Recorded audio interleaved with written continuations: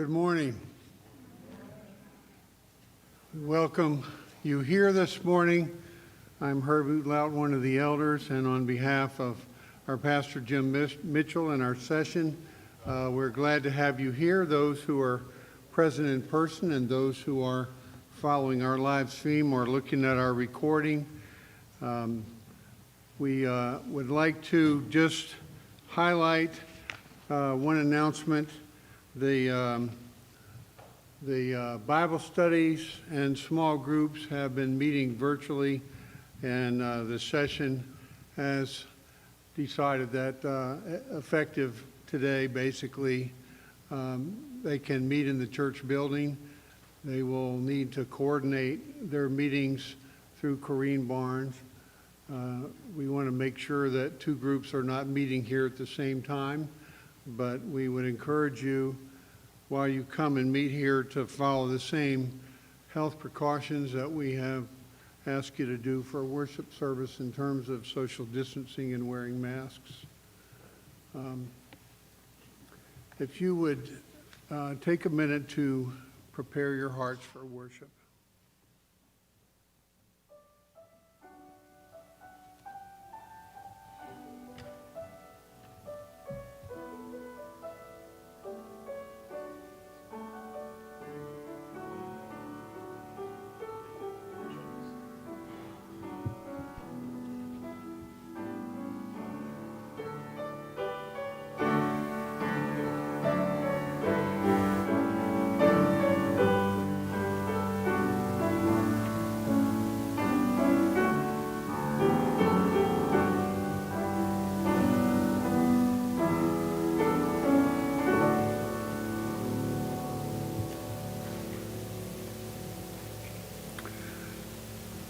Correction on my previous announcement. I'm getting my dates confused. The meetings will be able to begin on September 6th, to be next week. So we'd like to open with the Word of God for a call to worship from Micah chapter 6, verses 6 through 8. Micah 6, verses 6 through 8. With what shall I come before the Lord and bow myself before God on high? Shall I come before him with burnt offerings, with calves a year old? Will the Lord be pleased with thousands of rams, with 10,000s of rivers of oil? Shall I give my firstborn for my transgression, the fruit of my body for the sin of my soul? He has told you, O man, what is good. And what does the Lord require of you but to do justice, to love kindness, and to walk humbly with your God? Let's begin our worship with a hymn of God's goodness, number 53, from the Trinity hymnal. The words are printed in your bulletin. Praise to the Lord, the Almighty. And please pause for a key change between verses 4 and 5.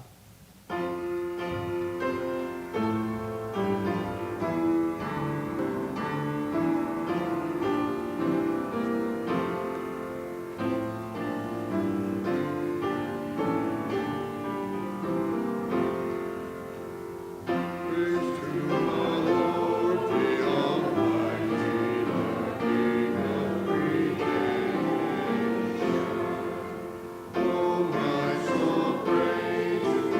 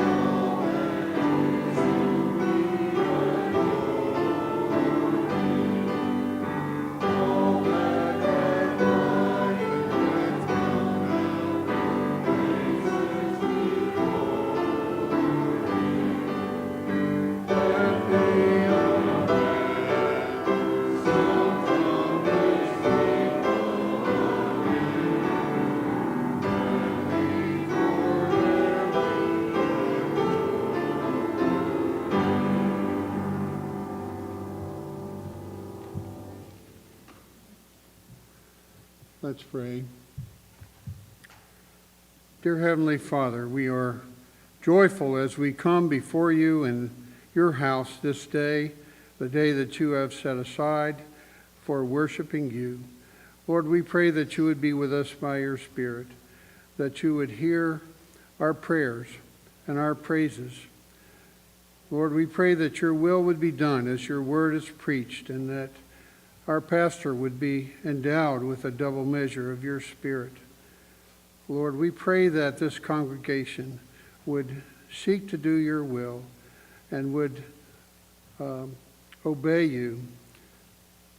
And we pray this in the name of Jesus, our Savior, who taught us to pray, saying, Our Father, who art in heaven, hallowed be thy name. Thy kingdom come, thy will be done, on earth as it is in heaven. Give us this day our daily bread, and forgive us our debts, as we forgive our debtors. And lead us not into temptation, but deliver us from evil. For thine is the kingdom, and the power, and the glory forever. Amen. Our confession of faith is in your bulletin. It's the Apostles' Creed. Christian, what do you believe? I believe in God the Father Almighty, maker of heaven and earth. I believe in Jesus Christ, his only Son, our Lord, who was conceived by the Holy Spirit, born of the Virgin Mary. He suffered under Pontius Pilate, was crucified, died, and was buried. He descended into hell. The third day he rose again from the dead. He ascended into heaven and is seated at the right hand of God the Father Almighty. From there he will come to judge the living and the dead. I believe in the Holy Spirit, the Holy Catholic Church, the communion of saints, the forgiveness of sins, the resurrection of the body, and a life everlasting. Amen. Please be seated, and Elder Joel Reed will have instruction for our children. Well, good morning. Well, last week we talked about wise and smart being two different things. But do you think that somebody can be wise in the world's eyes without really being wise? Absolutely, right? We have examples of it. People that have astounding wisdom, but they're not believers. And you know what the biggest difference between wisdom as the world sees it and wisdom as God sees it, or as we as Christians see it? It's the motivation. Are we doing it for ourselves? Is it because I'm wise, right? And I'm excited about that. But it's all about me. Wisdom that God gives is to give glory to God and not to bring glory to yourself. So remember, when we're listening to the sermon, hear how Jim talks about how God is the one who is exalted when we show wisdom. Let's pray. Dear Heavenly Father, we thank you that you do indeed give us wisdom. But Lord, you do it because you are enabling us to praise you through that wisdom, not to bring glory to ourselves. In Jesus' name we pray. Amen.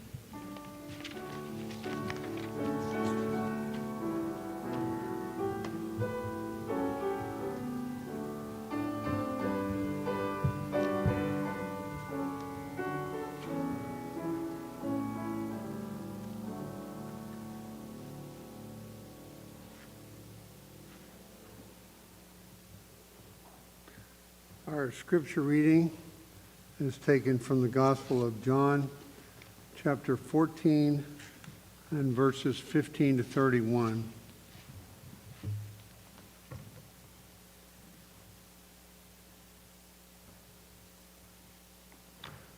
John 14, verses 15 to 31. If you love me, you will keep my commandments, And I will ask the Father, and he will give you another helper to be with you forever, even the Spirit of truth, whom the world cannot receive, because it neither sees him nor knows him. You know him, for he dwells with you and will be in you. I will not leave you as orphans. I will come to you. Yet a little while, and the world will see me no more, but you will see me. Because I live, you also will live. In that day, you will know that I am in my Father, and you in me, and I in you. Whoever has my commandments and keeps them, it is he who loves me. And he who loves me will be loved by my Father, and I will love him and manifest myself to him. Judas, not Iscariot, said to him, Lord, how is it that you will manifest yourself to us and not to the world? Jesus answered him, if anyone loves me, he will keep my word, and my Father will love him, and we will come to him and make our home with him. Whoever does not love me does not keep my words, and the word that you hear is not mine, but the Father's who sent me. These things I have spoken to you while I'm still with you, but the Helper, the Holy Spirit, whom the Father will send in my name, he will teach you all things and bring to your remembrance all that I've said to you. Peace I leave with you. My peace I give to you. Not as the world gives do I give to you. Let not your hearts be troubled, neither let them be afraid. You heard me say to you, I am going away, and I will come to you. If you loved me, you would have rejoiced, because I'm going to the Father, for the Father is greater than I. And now I have told you before it takes place, so that when it does take place, you may believe. I will no longer talk much with you, for the ruler of this world is coming. He has no claim on me, but I do as the Father has commanded me, so the world may know that I love the Father. Rise, let us hear.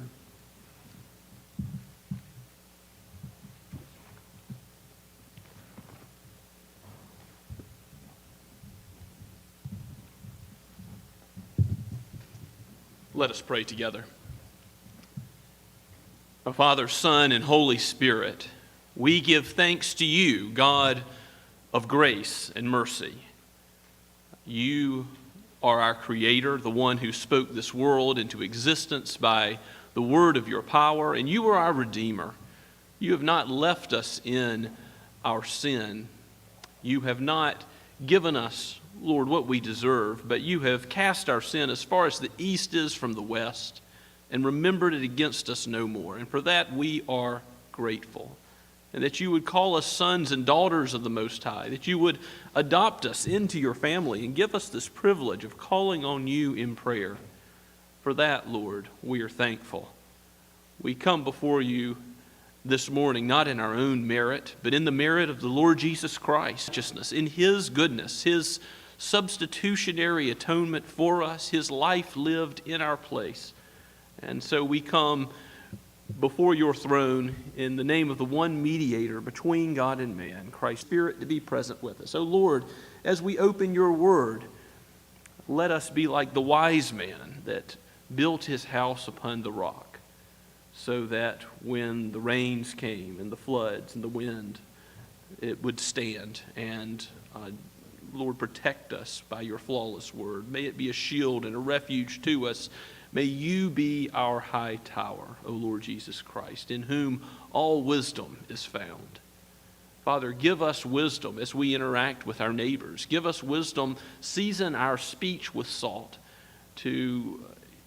with deeds of love, also speak of Christ and what he has done in our lives and in this community, in this church, in this body of believers. Lord, we thank you for giving gifts, and we know that you have generously given to this congregation. I thank you for every member, and Lord, help us to be wise and shrewd in using our gifts in this time where there are still many health concerns. We pray for safe public worship and interactions in the community, and ask, yes, Lord, that you would still show us how we ought to reach our neighbors for you in this time.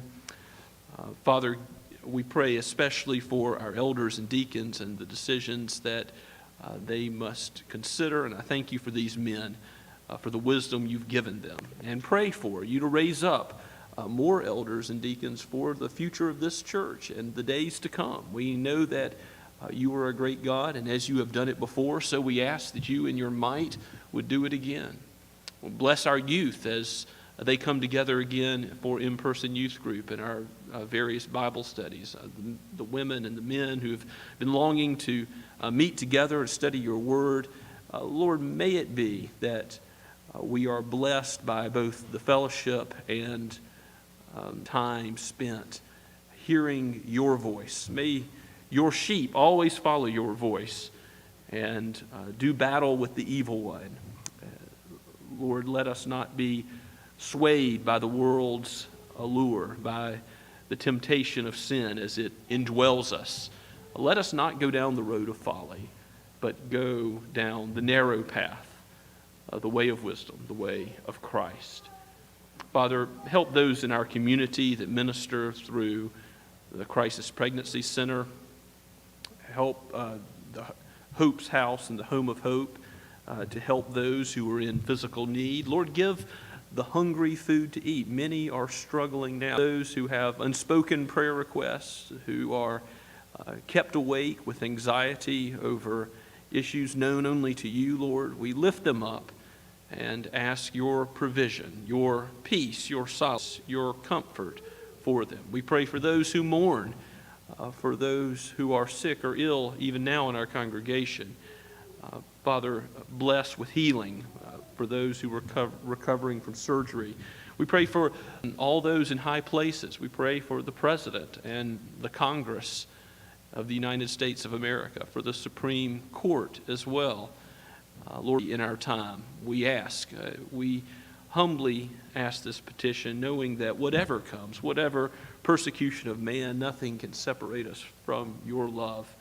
We thank you for your covenant promises, Lord, and pray that you would be with our both at a national level and locally as well. Be with those who work in the sphere of health care.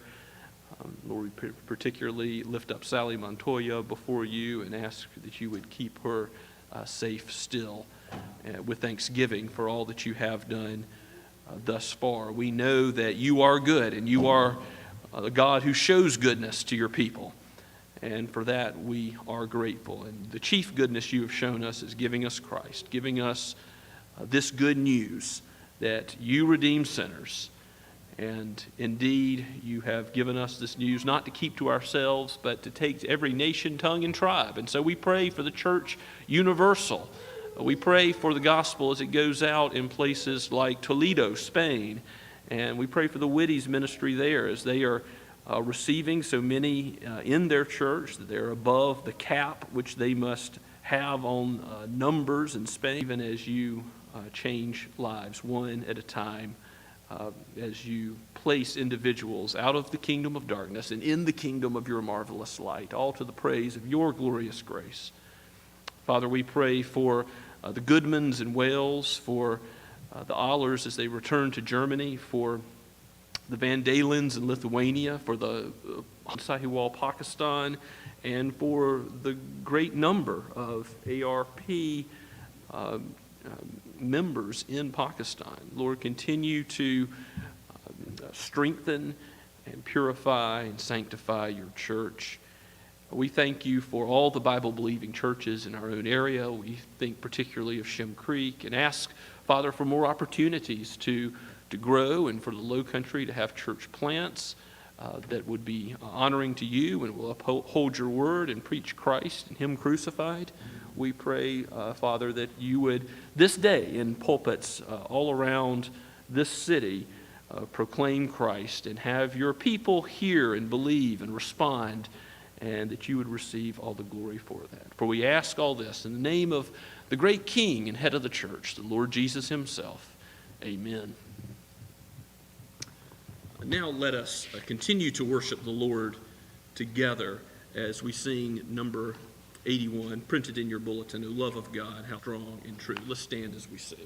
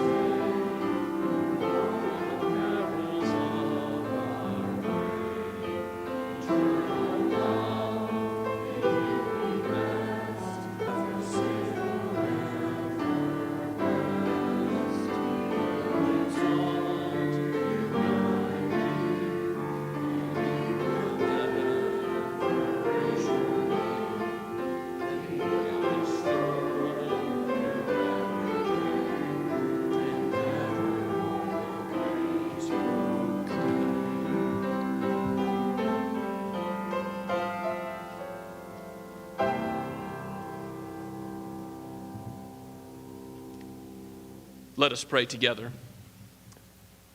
O Father in heaven, we extol your name. Let everything that has breath. Indeed, Lord, if we did not open our mouths to proclaim your greatness, the rocks would cry out. So, Lord, come, let us be a living sacrifice to you, both in this time of gathered worship and also as we disperse into the world. May we display the light of Christ in our lives. Father, we ask that you would give your blessing to the tithes and offerings we present before you today, so that your name would be glorified in deeds of love and mercy and by the preaching of the gospel to every creature. We ask this in Jesus' name. Amen.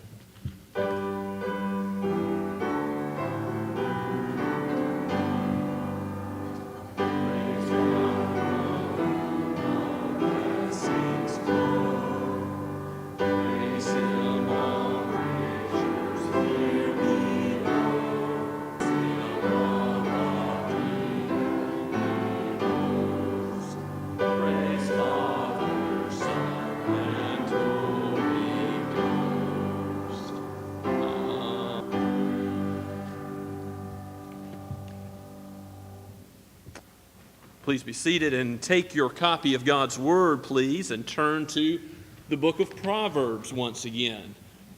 Last week we looked at the theme of the book of Proverbs, the fear of the Lord, as it is highlighted in the very 7th verse of chapter 1.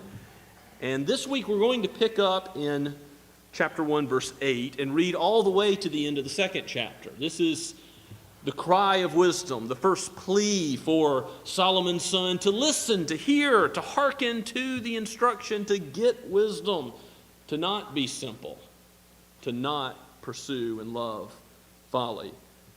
And we'll also look at some of the later chapters, chapters 8 and 9 particularly, that deal with the same theme again. Let us hear God's word from the pen of Solomon and breathed out by the Holy Spirit. Your father's instruction, and forsake not your mother's teaching, for they are a graceful garland for your head and pendants for your neck. My son, if sinners entice you, do not consent. If they say, come with us, let us lie in wait for blood, let us ambush the innocent without reason. Like Sheol, let us swallow them alive, and whole, like those who go down to the pit, we shall with plunder. Throw in your lot among us. We will all have one purse. My son, do not walk in the way with them. Hold back your foot from their paths, for their feet run to evil, and they make haste to shed blood. For in vain is a net spread in the sight of any bird, but these men lie in wait for their own blood. They set an ambush for their own lives. Such are the ways of everyone who is greedy for unjust gain. It takes away the life of its possessors. Wisdom cries aloud in the street. In the market she raises her voice. At the head of the noisy street she cries out. At the entrance of the city gates she speaks. How long, O simple ones, will you love being simple? How long will scoffers delight in their scoffing, and fools hate knowledge? If you turn at my reproof, behold, I will pour out my spirit to you. I will make my words known to you. Because I have called and you refuse to listen, have stretched out my hand and no one has heeded, because you have ignored all my counsel and would have none of my reproof, I will laugh at your calamity. I will mock when terror strikes you. When terror strikes you like a storm and your calamity comes like a whirlwind, when distress and anguish come upon you, then they will call upon me, but I will not answer. They will seek me diligently, but not find me, because they hated knowledge and did not choose the fear of the Lord, would have none of my counsel, and despised all of my reproof. Therefore they shall eat the fruit of their way, and shall have their fill of their own devices. For the simple are killed by their turning away, and the complacency of fools destroys them. But whoever listens to me will dwell secure, and will be at ease without dread of disaster. My son, if you receive my words and treasure up my commandments with you, making your ear attentive to wisdom and inclining your heart to understanding, yes, if you